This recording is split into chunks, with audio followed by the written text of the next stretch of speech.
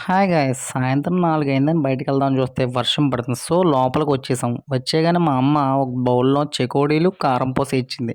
చెకోడీలంటే ఎలా ఉంటాయో తెలుసు కదా! రౌండ్‌గా ఉండి సర్క్యులర్ షేప్‌లో అవి చెకోడీలు. మిగతావి కారం పూస. కారం పూస అని పేరు ఎలా పెట్టారో కూడా నాకు ఇప్పటికి అర్థం కావట్లేదు. ఎందుకంటే అవి సేమియా పుల్లల్లా ఉంటాయి. అవేమో కారం పూస అంటారు. కారం పూస మాత్రం చాలా టేస్ట్‌గా ఉంటది. చాలా అంటే చాలా టేస్ట్‌గా ఉంటది. మా సైడ్ అయితే కారం పూస అంటారు. మరి మీ సైడ్ ఏమంటారు కారం పూసని? చూడండి కారం పూస తింటూ నేను ఎటువంటి డాన్స్‌లు ఏస్తున్నానో. కారం పూస టేస్ట్ మాత్రం చాలా చాలా చాలా బావుందనమాట. కారం పూస గుచ్చుకుంటాయేమో అనిపిస్తది కానీ గుచ్చుకోవు. ఎటువంటి ప్రాబ్లమ్ లేదు. సన్నగా తీగల్లా సేమియా పుల్లల్లా ఉంటాయన్నమాట కారం పూసలంటే.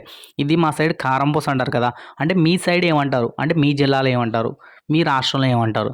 మీ దేశంలో మన దేశంలో అంత చూసేంత లేదులే గానీ మీరేమంటారో చెప్పండి. ఓకేనా?